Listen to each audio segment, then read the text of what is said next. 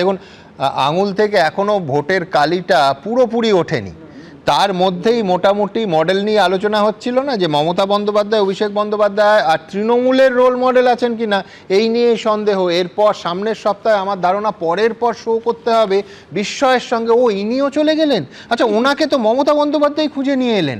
আচ্ছা, ওনার জন্য তো দলের মধ্যে কত বিক্ষোভ হয়েছিল, সব মোটামুটি লাইন দিয়েছেন। আমি বলছি যে কেউ কেউ ক্যামেরার সামনে, কেউ ক্যামেরার পিছনে। তবে যাই হোক, আমি পরের প্রতিবেদন আপনাদের যেটা আনবো সেটা হচ্ছে এই যে কলকাতা পুরসভার মেয়রের পদত্যাগ, তার পেছনে কিন্তু সংঘাত আর টানাপোড়েনের একটা ইতিহাসও আছে, বেশ কয়েক সপ্তাহ দীর্ঘ। দেখুন, যখন মেয়র ছিলাম দাপুটের সাথে চালিয়েছি, নিজেই পৌরমন্ত্রী, নিজেই মেয়র। এখন সেটা সম্ভব হচ্ছে না। ডিম যাতে না খেতে হয় তার জন্য একটা এসকেপ রুট। রাজ্যে ক্ষমতা হারানোর পাশাপাশি শুক্রবার কলকাতার ছোট লালবাড়িতেও তৃণমূল জমানা কার্যত শেষ হয়ে গেল। কলকাতা পুরসভার মেয়রের পদ থেকে ইস্তফা দিলেন ফিরহাদ হাকিম। আর এই আবহে অনেকেই বলছেন মেয়র বনাম পুর কমিশনারের লড়াইয়ে শেষ পর্যন্ত হার মানতে হলো ফিরহাদ হাকিমকেই। দুপক্ষের সংঘাতের সূত্রপাত 12ই মে। রাজ্যে রাজনৈতিক পালাবদলের ঠিক 8 দিন পর তিলজলায় অগ্নিকাণ্ডের পর কড়া অবস্থান নেয় রাজ্যের নতুন সরকার। বেআইনি নির্মাণ ভাঙতে বাংলায় নামে বুলডোজার। এর পরের কয়েকদিনে একাধিক জায়গায় বেআইনি নির্মাণের বিরুদ্ধে ব্যবস্থা নিতে বুলডোজার নামে কলকাতার রাস্তায়। সূত্রের দাবি, যার কোনোটার সম্পর্কে মেয়র ফিরহাদ হাকিমের সঙ্গে কোনো আলোচনা হয়নি। পুরসভা সূত্রে জানা যায়, রাজ্যে রাজনৈতিক পালাবদলের পর কলকাতা পুরসভার কমিশনার স্মিতা পাণ্ডের সঙ্গে দূরত্ব তৈরি হয়েছে মেয়র ফিরহাদ হাকিমের। এই আবহে 18ই মে কলকাতা পুরসভায় পুর কমিশনার অনুপস্থিত থাকায় বাতিল হয়ে যায় মেয়র পারিষদদের বৈঠক। আর সেদিনই অভিষেক বন্দ্যোপাধ্যায় তার কোম্পানি ও পরিবারের একাধিক ঠিকানায় 17টা নোটিশ পাঠিয়ে দেয় কলকাতা পুরসভা। অভিষেক বন্দ্যোপাধ্যায়ের বাড়িতে নোটিশ পাঠানো নিয়ে সরাসরি মেয়রের সামনে ক্ষোভ উগরে দেন মমতা বন্দ্যোপাধ্যায়। সূত্রের খবর, মেয়র বলেন অভিষেককে নোটিশ পাঠানোর বিষয়ে তিনি কিছুই জানেন না। মেয়রকে জানানোর কথাই না, তার কারণ হচ্ছে নোটিশটা হচ্ছে বিল্ডিং ডিপার্টমেন্ট। এরপর 22শে মে শুক্রবার অধিবেশন কক্ষ না খোলা নিয়ে এক প্রস্ত নাটক হয়। এই সংঘাতের আবহেই শুরু হয় পদত্যাগের হিড়িক। প্রথমে ইস্তফা দেন 9 নম্বর বড়োর চেয়ারপারসন, 74 নম্বর ওয়ার্ডের তৃণমূল কাউন্সিলর দেবলীনা বিশ্বাস। 12 নম্বর বড়োর চেয়ারম্যানের পদ থেকে ইস্তফা দেন 108 নম্বর ওয়ার্ডের Trinamool councillor Sushanta Ghosh. Municipal accounts কমিটির সদস্য পদ ত্যাগ করেন 98 নম্বর ওয়ার্ডের তৃণমূল কাউন্সিলর অরূপ চক্রবর্তী। শেষ ইস্তফা দেন মেয়র পারিষদ নিকাশী এবং 118 নম্বর ওয়ার্ডের তৃণমূল কাউন্সিলর তারক সিং। ঢাল নেই, তলোয়ার নেই, নিধিরাম সর্দার। তাই আমি ঠিক করেছি যে আমি আজকে রেজিগনেশন দিচ্ছি।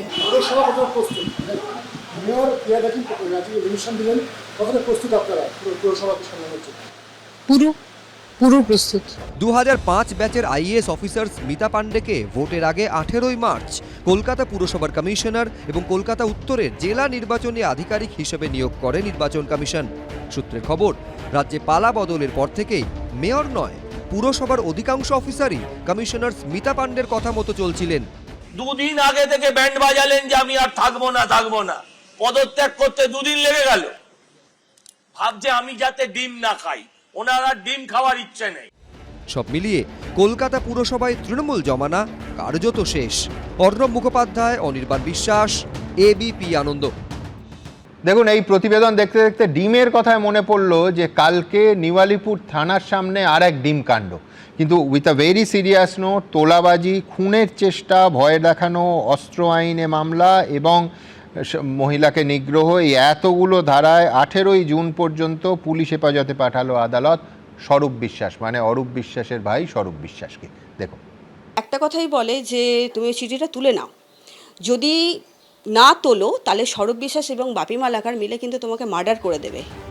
একজন মেকআপ আর্টিস্ট, টালিগঞ্জ ইন্ডাস্ট্রির অন্যতম কুশলী, সমস্যার সমাধান চেয়ে চিঠি লিখেছিলেন ফেডারেশনের তৎকালীন সভাপতি স্বরূপ বিশ্বাসকে। অভিযোগ, বদলে মিলেছিল খুনের হুমকি।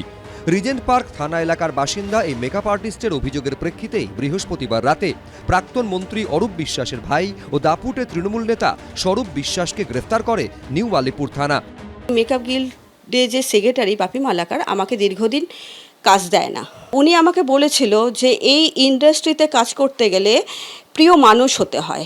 প্রিয় মানুষটা শুধু পার্টিকুলার ওনার বা স্বরূপ বিশ্বাস বা তার কোনো যারা এর সঙ্গে যুক্ত আছে তাদের প্রিয় মানুষ হতে হয়।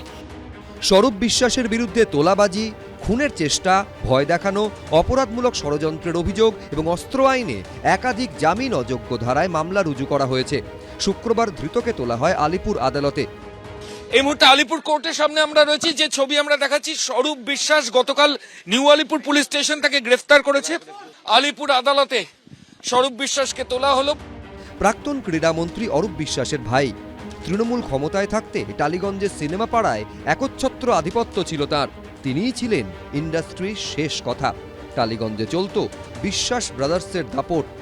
স্বরূপের বিরুদ্ধে নানা অভিযোগ থাকা সত্ত্বেও এতদিন মমতা বন্দ্যোপাধ্যায়ের ছত্রছায়ায় থাকায় কোনো পদক্ষেপই করেনি পুলিশ। 2025-এ 20 আগস্ট আমি একবার সুরুচি সঙ্গেতে গেছিলাম। কাজ পেতে গেলে আমি কাজের কথা নিয়ে গিয়ে বলেছিলাম যে আমাকে কাজ দেওয়া হোক, আপনি একটু সেক্রেটারিকে বলুন কাজ দেওয়ার কথা। উনি বলেছে টাকা দিতে হবে। 5 এপ্রিল আমার বাড়িতে 3 জন চড়াও হয়ে আমাকে পুরো বন্দুক ঠেকিয়ে দিয়েছিল, যেটা আমি লিখতে পারিনি। মানে আমাকে গল্ফগেন থানাতে আটকে দেওয়া হয়েছিল, বলছে আপনি স্বরূপ বিশ্বাসের নামে কোনো কিছু লিখবেন না। 2024 সালে আমাকে আমার ভাইকে মেরে আমার সামনে 4টে দাঁত ফেলে দেয়। পুলিশ আমাকে রাত্রিবেলা গিয়ে বলেছিল যে স্বরূপ বিশ্বাসের নাম বাদ দিয়ে আপনি যার খুশি নাম দিন, আমরা নাম লিখবো।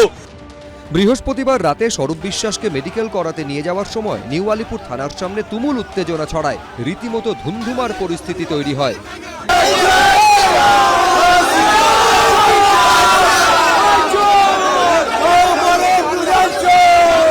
ডিমের ক্রেট নিয়ে হাজির হন অনেকেই। এত ভালো ভালো কাজ করেছে, সেই জন্য ওনার জন্য আমি গিফট নিয়ে এসেছি। ভালো ডিম, নোংরা লোকের জন্য ভালো ডিম। স্বরূপ বিশ্বাস, অরূপ বিশ্বাস দুজনে মিলে যেভাবে ইন্ডাস্ট্রিকে বরবাদ করে দিয়েছে, 12 বছর আগের থেকে এখন আজকে 2026, শুধু স্বরূপ বিশ্বাস একা নয়, স্বরূপ বিশ্বাসের সঙ্গে আরো অনেক লোক আছে। স্বরূপ বিশ্বাস কিভাবে অ্যারেস্ট হলো, যারা দেখেছে, যারা করেছে আর যে হয়েছে তারা বলতে পারবেন। স্বরূপ বিশ্বাসকে 18 জুন পর্যন্ত পুলিশ হেফাজতে নির্দেশ দিয়েছেন বিচারক। ময়ূখ ঠাকুর চক্রবর্তী, সন্দীপ সরকার, শিবাশিস মৌলিক, এবিপি আনন্দ। দেখুন 18 জুন পর্যন্ত মানে ফুল টার্ম 14 দিনের পুলিশ হেফাজত হলো স্বরূপ বিশ্বাসের, সে তো হলো। কিন্তু দিনের পর দিন টালিগঞ্জে যে অত্যাচার আর নৈরাজ্য চলেছে তা তো আগের শাসক দল এবং সরকারের চোখের সামনে চলেছে। বারবার অভিযোগ হয়েছে, একটা ব্যবস্থাও কোনো ক্ষেত্রে নেওয়া হয়েছে? উত্তরটা খুব স্পষ্ট, নেওয়া হয়নি। অনির্বাণ ভট্টাচার্যের মতো অভিনেতাকে ব্যান করে রাখা হয়েছে মাসের পর মাস, কিন্তু সবার অনুদানেও সেই ব্যানটা ওঠেনি এতদিন। আজ দেব বলছেন যে তৃণমূল জিতলে মানে তৃণমূল সরকার হলে তাকেও ব্যান করতেন স্বরূপ বিশ্বাস। ভাবতে পারেন, দেব তৃণমূলেরই সাংসদ, তাতেও। আসলে বেড়ালের গলা জানেন ঘণ্টাটা বাঁধলেন সেই সাধারণ মানুষ ওই 4 মে। তৃণমূল সাম্রাজ্যের পতন হওয়ার পর এই বিশ্বাস ব্রাদার্সের সাম্রাজ্য ভাঙা সময়ের অপেক্ষা ছিল। জয়ন্ত কি মানবে? সুমন, আমি একটু শুরু থেকে বলতে চাইবো। তুমি বলছিলে তৃণমূল দলটার বয়স 28 বছর আর তৃণমূল সরকারের বয়স 15 বছর, কিশোর। কিন্তু এই কিশোর সরকার আমাদের যা অভিজ্ঞতা দিল তা একটু আগে আলোচনা করি। আমরা কৃতজ্ঞ তাদের কাছে। আমরা আগে জানতাম যে কলেজে থাকে ক্লাসরুম, বেঞ্চ, চক ডাস্টার। আমরা এখন জানলাম কলেজে থাকে বেডরুম, মাসাজ পার্লার, বালিশ, কন্ডোমের প্যাকেট। এটা তো আমরা জানতাম না। আমরা জানলাম পাট খেতে পাট ওঠে। আমরা এখন জানলাম পাট ক্ষেত থেকে টাকাও ওঠে। আমরা জানলাম যে গত 15 বছর ধরে ক্লাব ঘরে খেলার সরঞ্জাম ছাড়া ত্রাণের সামগ্রীও থাকে, এমনকি হাসপাতালে যে বেড ব্যবহৃত হয় সেই বেডও থাকে। কোটি কোটি টাকার ত্রাণ সামগ্রী থাকে, এটা আমরা জানতাম না। আমরা জানতাম খেলার সঙ্গে যুক্ত মানুষেরা বেঙ্গল অলিম্পিক অ্যাসোসিয়েশনের প্রেসিডেন্ট হবেন। ওমা দেখি এমন একজন মানুষ, তিনি সমস্ত ক্লাবের প্রেসিডেন্ট, যার সঙ্গে খেলাধুলার কোনো সম্পর্ক নেই। বলবে বডি শেমিং, তার চেহারাটাই একটা ফুটবলের মতো, তা নিয়েও কী করে তিনি সব ক্লাবের প্রেসিডেন্ট হয়েছে আমার জানা নেই। এবার আসি তোমার আলোচনায়।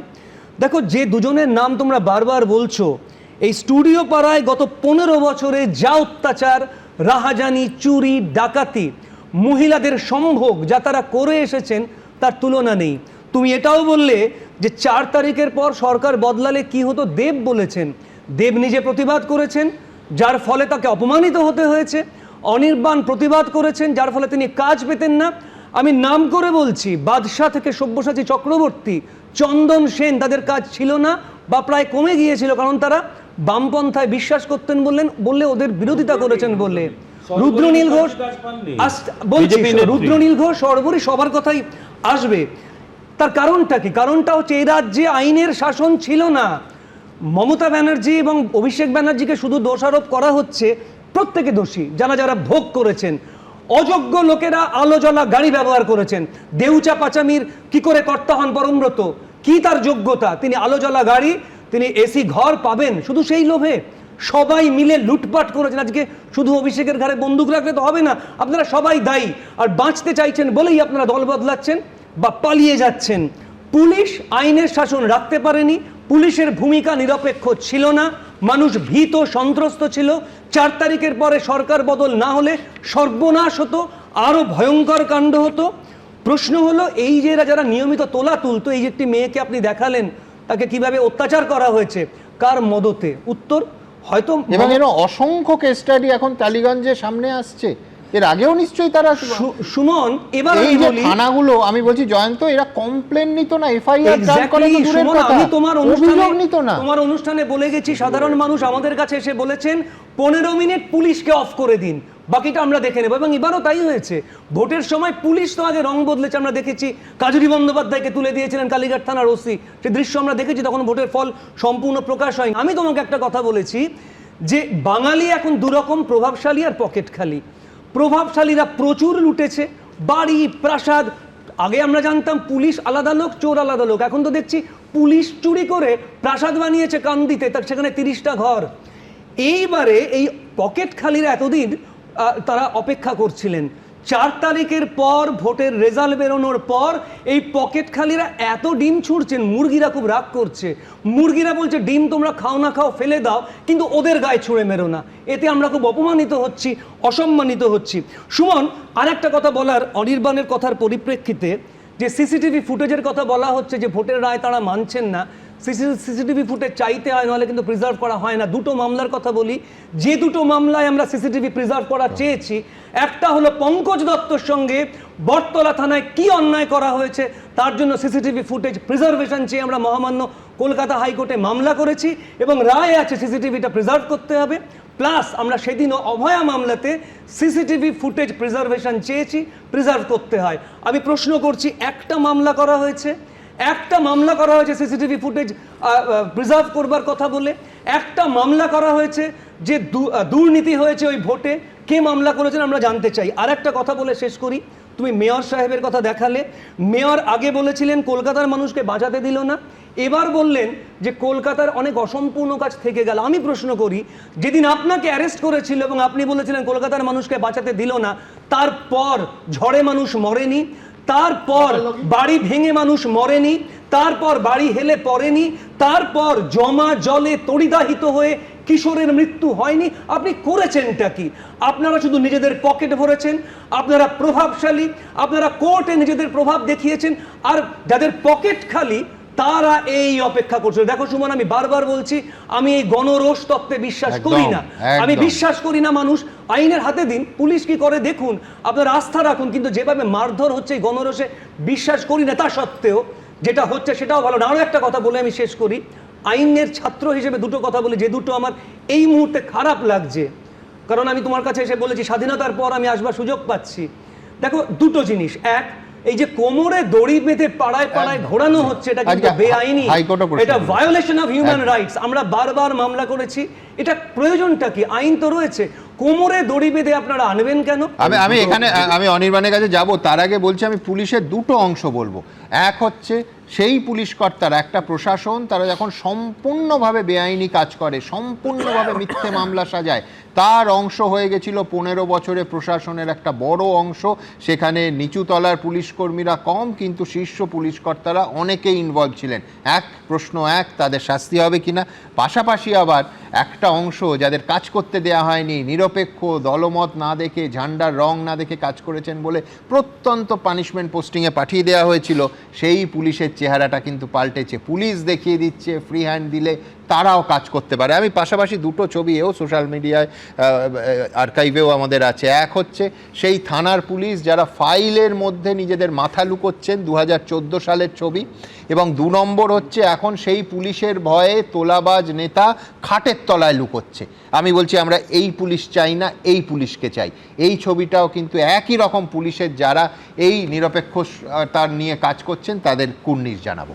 অনির্বাণ কিছু বলছে। দুটো পয়েন্ট বলি। একটু আগে ক্রীড়া সংস্থার মাথায় ক্রীড়া ব্যক্তিত্ব নয় এরকম লোকের থাকা নিয়ে জয়েন্দ্র নারায়ণ আপত্তি জানান, এটা একদিক থেকে ভালো। কিন্তু সমস্যা হচ্ছে বিসিসিআই এর মাথায় যিনি আছেন তিনি বোধহয় বোর্ডে 5-6 ওয়ার্ল্ড কাপ জিতেছেন, সেটা নিয়ে আপত্তি কেন জানাবেন না আমি জানি না। দ্বিতীয় কথা, সিসিটিভির কথা উঠছিল, আপনি একটা খুব ভালো উদাহরণ দিলেন যে একজন বৃদ্ধ মারা গেছিলেন ভোটের সময়, তার পরিবারের অভিযোগের ভিত্তিতে অভিষেক বন্দ্যোপাধ্যায় টুইট করেছিলেন। ইলেকশন কমিশন না শুধু টুইট বললে হবে না, মঞ্চের উপর থেকে একাধিক দাঁড়িয়ে বলেছেন সিআরপিএফ খুন করেছে, এই ভাষা। ঠিক কথা, কেউ কিন্তু কোর্টে যায়নি। ইলেকশন কমিশন নিজে থেকে সিসিটিভি ফুটেজ প্রকাশ করেছিল। তাহলে মমতা বন্দ্যোপাধ্যায় যখন অভিযোগ করলেন ভবানীপুরে কাউন্টিং সেন্টারে আমাকে মারা হয়েছে, এখানে কেন নিজে থেকে প্রকাশ করলো না? এখন কেন কোর্টে যেতে হবে? দুটো আলাদা স্ট্যান্ডার্ড কেন? যদি একটা তো অভিযোগের পরেই প্রকাশ করে দেওয়া হয়, আর একটা ক্ষেত্রে আমি কেন করছি না? কোন নির্দিষ্ট বুথে দুর্নীতি হয়েছে সমস্ত জায়গার ফুটেজ প্রকাশ করা সম্ভব? ভবানীপুরে কোনটা সম্ভব? একটা পিটিশন দাখিল করুন, একটা পিটিশন দাখিল করুন। এই ধরনের পুলিশের কাজ হচ্ছে সাধারণ মানুষকে বাঁচানো। পুলিশের একটা বড় অংশ যে তৃণমূলের সঙ্গে চলেছে নিয়ে সন্দেহের কোনো জায়গা নেই। এরকম প্রচুর ঘটনা অনেক পুলিশ কর্মী দুঃখ করেছে। আমার কথা, পুলিশের কাজ মানুষকে বাঁচানো, কান কাটা নাক কাটা গলা কাটাদের বাঁচানো নয়। মধ্য কলকাতার একটি কলেজে একটি কান কাটাকে পাঠানো হয়েছিল গভর্নিং বডিতে সরকারের নমিনি হিসেবে। আমি তোমাকে একটা অনুরোধ করব, ওখানকার টিচারদের সঙ্গে একবার খালি কথা বলে মুখটা ব্লার করতে হবে, ওরা এখনো আতঙ্কে আছে।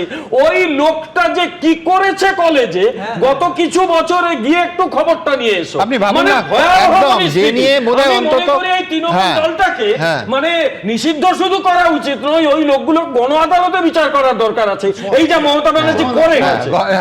আমি আসবো সৌম্য, কিন্তু তার আগে আপনাদের দেখাবো, তার আগে বলবো যে কসবা ল কলেজ মনে আছে অন্তত 10টা শো আমরা করেছিলাম শুধুমাত্র।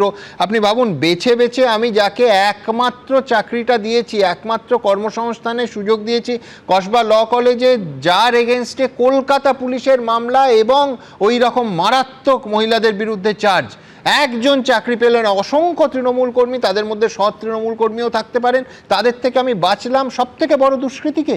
এই জিনিস কসবা ল কলেজে হয়েছে।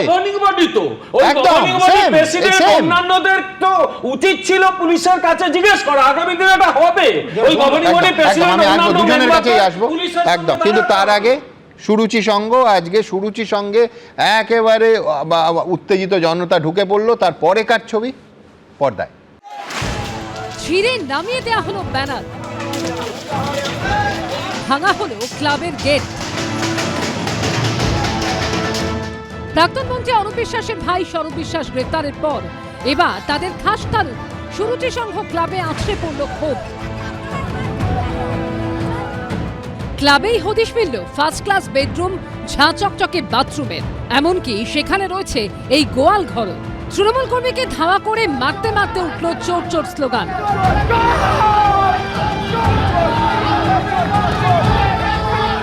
বিজেপি কর্মীর মেরে নাক মুখ ফাটিয়ে দেওয়ার অভিযোগ ওঠে অরূপ বিশ্বাস স্বরূপ বিশ্বাসের অনুগামীদের বিরুদ্ধে। স্বরূপ বিশ্বাস আশ্রিত দুষ্কৃতীরা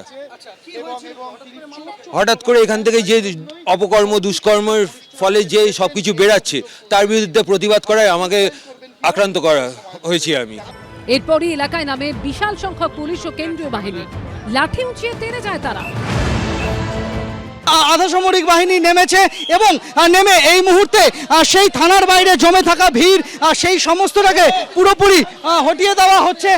মেসিকাণ্ডে ইতিমধ্যেই এফআইআর হয়েছে অরূপ বিশ্বাসের নামে, আর বৃহস্পতিবার রাতে গ্রেফতার হয়েছেন ছোট ভাই স্বরূপ বিশ্বাস। এরপরে বিশ্বাস ব্রাদার্সের বিরুদ্ধে ঘটছে ক্ষোভের বিস্ফোরণ। এলাকার মানুষজন তাদের ক্ষোভ আছড়ে পড়ে সুরুচির সঙ্গে এলাকার মানুষজন তারা ঢুকে পড়েছেন। এখানে ক্লাবের পুরনো তৃণমূল কংগ্রেসের সদস্য তিনি এখানে এসেছিলেন, তাকে ঘিরে বিক্ষোভ শুরু হয় এলাকার মানুষজনের। ক্লাবের ভেতর থেকে জিনিসপত্র সেই সমস্ত এখানে বের করা হয়েছে। এলাকার ভোটার তালিকা সেটা পাওয়া গিয়েছে, সেগুলো এখানে পড়ে রয়েছে। যাতে এতগুলো বছর ধরে দীর্ঘদিন যেখানে ইল্লিগাল কাজকর্ম হতো, এখানে মানুষের ক্ষোভ আজকে মানুষ দেখাতে এসছে। এখানে অনেক কিছু জিনিস আছে যেগুলো পুলিশ কিন্তু তদন্ত করলে বেরিয়ে আসবে।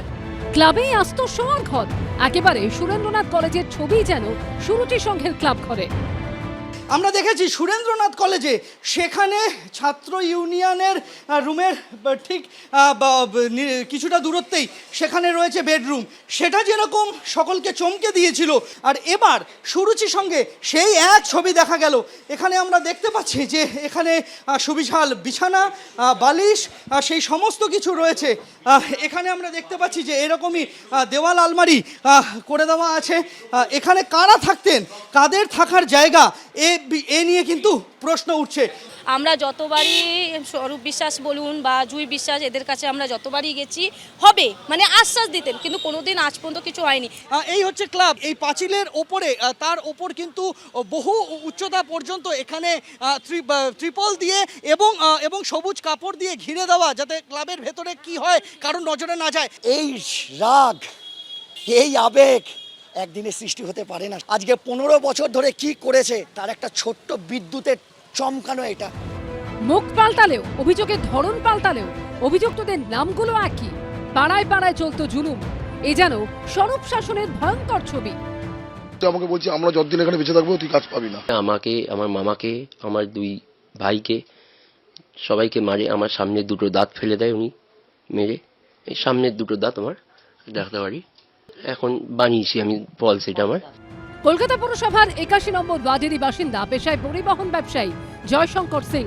তার অভিযোগ 2021-এর বিধানসভা ভোটের ফল প্রকাশের পর 7 দিন বাড়ি ছাড়া হয়ে থাকতে হয়েছিল। আমার অফিস রুমটা ভাঙা গেল, ওটা আমার বিজনেস অফিস ছিল। রাসবিহারীতে বিজেপির 1 নম্বর মণ্ডলের কোষাধ্যক্ষ অমিত দাস ঠিকাদারির কাজ করেন। লকডাউনের পর আমাকে ডাকলো, ডেকে সুরজিতে ডেকে মানে অনেক ঠেট দিল, ভদ্রমুখী যেটা ঠেট। স্বরূপ বিশ্বাস সুরজিদেরকে ভদ্রমুখে ঠেট দিল। ঠেট দেওয়ার পর যখন দেখলো সে কোনো কাজ হচ্ছে না, আমাকে বলছে যে শুধরে যা, আমরা যেরকম বলছি সেরকম চল, নাহলে তো মানে হাতেও মারবো ভাতেও মারবো। সব মিলিয়ে বিশ্বাস ব্রাদার্সের বিরুদ্ধে ক্ষোভ আছড়ে পড়ছে দিকে দিকে। সন্দীপ সরকার, পার্থপ্রতিম ঘোষ ও রুমা পালের রিপোর্ট, এবিপি আনন্দ। সুমন্ত, এই যে বিশ্বাস ব্রাদার্স, ধরুন এটা তো একদিন কেবল অভিযোগ হয়েছে তা নয়, মানে দিনের পর দিন অভিযোগ হয়েছে। মানে সিরিয়াসলি প্রডিউসাররা অভিযোগ করেছেন যে তাদের ছবি তৈরি হয়ে আছে, তারা রিলিজ করতে পারেননি। কোটি কোটি টাকা ঢেলেছেন, তারা রিলিজ করতে পারেননি। কোন হলে রিলিজ হবে না হবে ওরা ঠিক করে দিবে, কারা কাজ করবে না করবে ওরা ঠিক করে দিবে। এবং আমার এখনো মনে আছে যে জজ বেকার এবং অর্পিতা বেকার আমাকে বলেছিলেন যে কিভাবে ওরা প্রথম শহীদ হয়েছিলেন ইন সেন্সে যে ওদের কাজ দেয়নি কেন বিজেপি করতে বলে।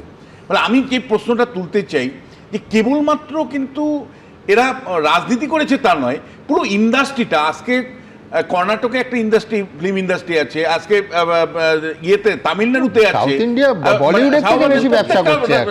আমরা পুরনো সবচেয়ে, অথচ আমাদের ইন্ডাস্ট্রিটা 2টো লোক মিলে শেষ করে দিল। একদম, এবং শিফট করে গেছে ইভেন উড়িষ্যাতে, ভাবতে পারেন। এবং আমি আপনাকে বলছি একটা পর্যায়ে পর্যন্ত বাংলাদেশের সাথে যখন সম্পর্ক ভালো ছিল ওখানে গিয়ে প্রোডাকশন করে আসতো, সেটাও ওরা বন্ধ করে দিয়েছে। এবং যে কায়দায় বন্ধ করেছে আপনার মনে থাকতে পারে, একজন প্রডিউসার মানে পরিচালককে ছবি করতে পর্যন্ত বাধা দিয়েছিল। টিম গেছে লন্ডনে দাঁড়িয়ে সেখানে কাজ বন্ধ করে দিয়েছে কলকাতার ফোনে। একদম ভাবতে পারছেন প্রডিউসারের পথে বসার অবস্থা। লন্ডনে গেলেও উনাদের 300 লোক নিয়ে যেতে হবে, প্রডিউসারদের পক্ষে যেটা অসম্ভব ছিল। আমি আপনাকে বলছি মমতা বন্দ্যোপাধ্যায় দিনের পর দিন দেখেননি এটা, অভিষেক বন্দ্যোপাধ্যায় দিনের পর দিন স্পেসিফিক কমপ্লেন হয়েছে তার কাছে, স্পেসিফিক কমপ্লেন হয়েছে। দেবের মতন মানুষ, সত্যি বলতে কি দেবের কাছে আমি থ্যাঙ্কফুল যে ও সাংসদ হওয়া সত্ত্বেও কিন্তু বারবার মুখ খুলেছে, বারবার প্রশ্ন তুলেছে। দেব কিন্তু আমি বলবো একমাত্র ব্যতিক্রমী চরিত্র ছিল যে প্রথম থেকে কিন্তু এই তোলাবাজি এবং বিশ্বাস ব্রাদার্সের রোষানলের শিকার হয়েছিল এবং কিভাবে ব্যান্ড হচ্ছে মানুষ তার বিরুদ্ধে প্রতিবাদ করেছিল। প্রযোজক হিসেবে দেব মিঠুন চক্রবর্তীকে কেন নিয়েছে তার মাসুল দিতে হয়েছে, এবং আমি ভাবতে পারেন। এবং শুধু বিজেপি নয়, বামপন্থী যারা আছে তাদের কাজ একই সঙ্গে বন্ধ হয়েছে। এবং সেটা আমি বলছি মমতা বন্দ্যোপাধ্যায় দিনের পর দিন এটা দেখেছেন। তিনি কি করতেন, তিনি এক ধরনের সভাসদ তৈরি করতেন নায়ক নায়িকা গায়ক গায়িকাকে নিয়ে, বাধ্যতামূলকভাবে তার ওই 21শে জুলাই সবাই যেতে হতো। ফলে এই এন্টার এপিসোড যেমন বাদার্স মানে মানে বিশ্বাস বাদার্সকে দায়ী করছেন, আজকে জেলে পাঠাচ্ছেন, মমতা বন্দ্যোপাধ্যায় কেন জেলে যাবে না? মমতা বন্দ্যোপাধ্যায় একটা ইন্ডাস্ট্রিকে ধ্বংস করেছেন, তিনি কি করে রেহাই পানের থেকে?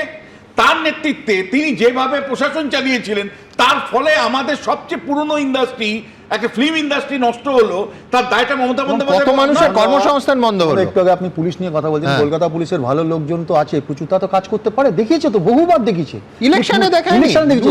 ইলেকশন কি করলো? আপনি বলুন যে সিসিটিভি অনেকক্ষণ কথা হচ্ছিল, আমরা সিসিটিভির কথাটা তো কই একবারও বলি না। যখন 19টা লোক মরে যায় পঞ্চায়েত নির্বাচনে সিসিটিভির কথা, আমরা তো কই একবারও বলি না। পুরসভা নির্বাচনে যখন সিসিটিভির মুখগুলোকে ভেঙে দেওয়া হয়, মানে যখন বিরোধী থাকি তখন গণতন্ত্র খুব ভালো লাগে না? গণতন্ত্রের প্ল্যাকার্ড গলায় ঝুলিয়ে গণতন্ত্র পুনরুদ্ধার। আপনি পুলিশের কথা বলছেন, কালীঘাট থানার পুলিশ শান্তনু সিনহা বিশ্বাসের পায়ে আর উপঢৌকন না দিলে তার পোস্টিং হতো না।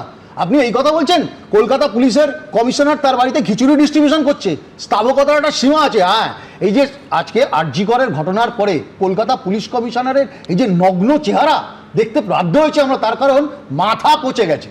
মাথা সেই কাজ করাতো, পুলিশের দোষ দিয়ে শুধু লাভ নেই, কলকাতা পুলিশে অনেক ভালো মানুষ আছে। প্রতিদিন সেটা প্রমাণিত হচ্ছে। পেশাগত কারণে মিঠুন চক্রবর্তীকে দেব নিয়ে ছবি করতো বলে তৃণমূল কংগ্রেসের অফিসিয়ালি বলা হতো দেবের সাথে কেন মিঠুন সম্পর্ক রাখছে।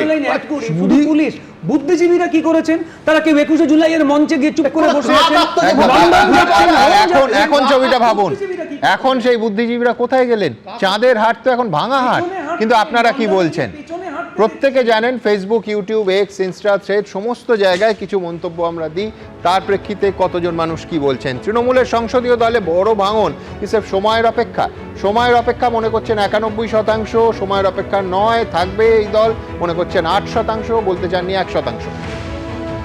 ছত্রভঙ্গ বিরোধীরা ইন্ডি জোট বেরিয়ে গেছে আপ, ডিএমকের মতো দল, সেই জোটকে আটকে ধরে জাতীয় স্তরে ভেসে থাকার মমতা বন্দ্যোপাধ্যায়ের শেষ চেষ্টাও কি ব্যর্থ হবে? ব্যর্থ হবে মনে করছেন 72% মানুষ, হবে না মনে করছেন 26%, বলতে চাননি 2%। কলকাতার মেয়র পদ ছাড়লেন ফিরহাদ হাকিম। ভোটের আগেই ছোট লালবাড়ি পুরোপুরি তৃণমূলের নিয়ন্ত্রণের বাইরে। 88% মানুষ মনে করছেন পুরোপুরি নিয়ন্ত্রণের বাইরে, 10% মানুষ তা মনে করছেন না, 2% মানুষ বলতে চাইছেন না। কলকাতা থেকে জেলা একের পর এক পুর প্রতিনিধি, জেলা পরিষদ সদস্যদের পদত্যাগ এবং মেখলিগঞ্জ পুরসভার দখল নিল কংগ্রেস। রাজনৈতিক অস্তিত্ব টিকিয়ে রাখাই কি বড় চ্যালেঞ্জ তৃণমূলের সামনে? একথা মনে করছেন 76% মানুষ, মানতে চাননি 21%, বলতে চাননি 3%। মন্তব্যে আসবো চঞ্চল বন্দ্যোপাধ্যায়। যে দলটা এতদিন দাপিয়ে রাজত্ব করলো তাকে মনে হচ্ছে কদিন পর মাইক্রোস্কোপে খুঁজতে হবে। পরের মন্তব্য, ভূপতি নস্কর লিখছেন যে বিধানসভা হাতছাড়া হয়েছে, এবার লোকসভাও সেই দিকে যাচ্ছে, বাকিটা সময় বলবে। মিহির কানুনগো বলছেন যে ক্ষমতার দম্ভে আদর্শহীন হলে দলের এই পরিণতি হওয়াটাই স্বাভাবিক। সুব্রত পাল লিখছেন কাউন্সিলররা মাথায় ডিম পড়ার ভয়ে দল ছাড়ছেন। অতীশ চন্দ্র বাবা লিখছেন তৃণমূলে যা হচ্ছে সেটা আসলে ধস নয়, ঘুণ পোকার আক্রমণ। ঠিক এই জায়গা থেকে আমার পরের প্রতিবেদন। আরজি করের কথা একজন বললেন, কিন্তু আমি বলছি আরজি করে যে শব্দবন্ধ বাঙালি চিনল থ্রেট কালচার, সেই থ্রেট কালচার টালিগঞ্জে স্বরূপ বিশ্বাসের হাত ধরে একের পর এক অভিযোগ এখন সামনে আসছে, একের পর এক। দেখুন, বহু ছবি আমার নামিয়ে দেওয়া হয়েছে, আমার অরণ্যের প্রাচীন প্রভাত ছবিটা নামিয়ে দেওয়া হয়েছে। ওনারা সবাই মানে মমতা ব্যানার্জি দ্বারা অনুপ্রাণিত সবকিছু করতেন, সব জায়গায় ওনারা লেখেন, আমার ধারণা সেখানে ওনারও কিছু অনুপ্রেরণা থাকতে পারে। অস্মিনকালে ছবি তৈরির সঙ্গে যুক্ত ছিলেন না, না অভিনয় করেছেন, না জানেন ছবি তৈরির কাজ, অথচ দিনের পর দিন টালিগঞ্জে দাপিয়ে বেরিয়েছেন প্রাক্তন মন্ত্রী অরূপ বিশ্বাসের ভাই স্বরূপ বিশ্বাস। ফেডারেশন চালানোর নামে কার্যত হাতে মাথা কেটেছেন বলে অভিযোগ। এবার তোলাবাজি, শ্লীলতাহানির মতো অভিযোগে সেই স্বরূপ বিশ্বাস গ্রেফতার হতেই ফেটে বেরোতে শুরু করেছে ইন্ডাস্ট্রির অন্দরে জমে থাকা দীর্ঘদিনের ক্ষোভ। সামনে এসেছে স্বরূপ বিশ্বাসের স্বরূপ। আমরা পরে শুনি অনেক সময় সেই ঘটনাগুলোর যে সত্য সেটা আমরা এখন জেনে গেছি, এবং এটার এই যা যা যেখানে যে ধরনের কি বলবো অন্যায্য কাজ হয়েছে সেগুলোর বন্ধ হওয়া এবং তার বিহিত হওয়া, এটা তো মানে জরুরি, এটা নিয়ে কোনো সন্দেহ নেই। এবং যদি কেউ কোনো দোষ করে থাকেন, অনৈতিক কাজ করে থাকেন, তার শাস্তি হওয়া এটা তো অবশ্যই জরুরি। স্বরূপ ছিলেন federation of senior technicians and workers of eastern ইন্ডিয়ার সভাপতি। অভিযোগ, তিনি ছড়ি ঘোরাতেন গোটা বাংলার চলচ্চিত্র জগতের ওপর। কারা কাজের সুযোগ পাবেন, কারা পাবেন না, কাদের ব্যান করা হবে, হলে কোন সিনেমা চলবে, সবটাই ঠিক হতো স্বরূপ বিশ্বাসের অঙ্গুলি হেলনে। স্বস্তি তো বটেই, মানে স্বস্তি তো বটেই, কারণ এখানে তো আগেও বলেছি, অনেকেই বলেছি যে মানে একটা ভয়ের পরিবেশ ছিল, একটা থ্রেডের কালচার ছিল। তবে ওনারা সবাই মানে মমতা ব্যানার্জি দ্বারা অনুপ্রাণিত সবকিছু করতেন, সব জায়গায় ওনারা লেখেন। আমার ধারণা সেখানে ওনারও কিছু অনুপ্রেরণা থাকতে পারে। আমি একা পুরোটা স্বরূপ বিশ্বাসের নাকি ওনার মমতা ব্যানার্জি অনুপ্রেরণা ছাড়া ওনারা কিছুই করতেন না, সব জায়গায় আমি দেখেছি। মারাত্মক অভিযোগ তুলেছেন অভিনেতা জিতু কমল।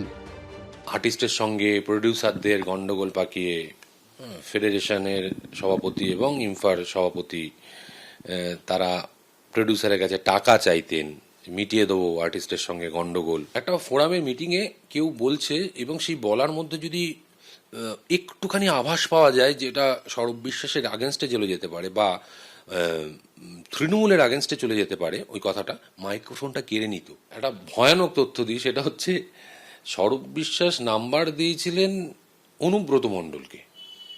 অনুব্রত মণ্ডল ফোন করে এক মহিলার সঙ্গে আমাকে কথা বলানোর জন্য, বারবার কথা বলার জন্য চাপ প্রয়োগ করলেন। দীর্ঘদিন ধরেই যেটা আমার মনে হয় যে শিল্পীদের রাজনৈতিক রং লাগানোর যে একটা মানে শিল্পীরা যে সবসময় কাজ পাওয়ার জন্য পার্টিকুলার কোনো পার্টিকে সাপোর্ট করতে হবে বা কোনো ব্যক্তির ঘনিষ্ঠ হতে হবে, এটা আমার ভুল মনে হয়।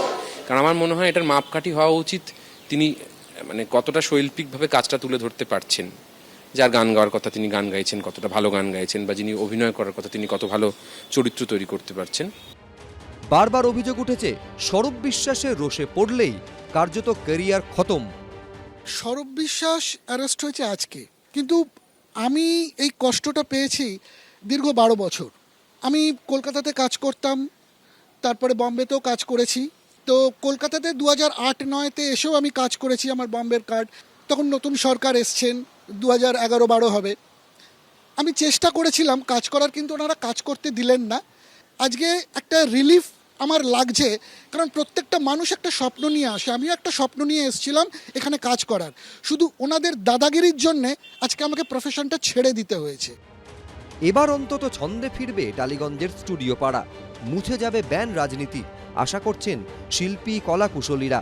কৃষ্ণেন্দু অধিকারী, মনামি রায়ের রিপোর্ট, এবিপি আনন্দ, কলকাতা।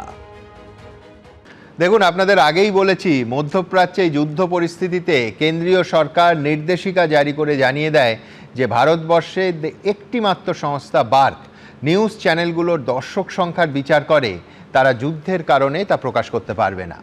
আজ অবধি সেই নির্দেশিকাই বহাল আছে, কিন্তু দেশের ডিজিটাল দুনিয়ায় যে কটা অন্য মাপকাঠি আছে তার প্রত্যেকটা প্রতিদিন প্রতি মুহূর্তে সাক্ষ্য দিচ্ছে যে এবিপি আনন্দের ওপর আপনাদের ভরসা অটুট। ঘটনাবহুল পশ্চিমবঙ্গে একটানা দর্শক সংখ্যার বিচারের যে রেকর্ড আপনাদের আশীর্বাদে এবিপি আনন্দ তৈরি করেছে, তার কোনো উদাহরণ গোটা ভারতবর্ষে অন্য কোনো চ্যানেলের নিরিখে কখনো হয়নি। বলার কথা একটাই, এই নিখাদ ভালোবাসায়, ভরসায়, আশীর্বাদে আমরা কৃতজ্ঞ। আমাদের সমস্ত দর্শকদের কাছে আমরা সত্যিই ঋণী। আমাদের দায়িত্ব আরও বেড়ে গেল। আপনাদের সবাইকে প্রণাম।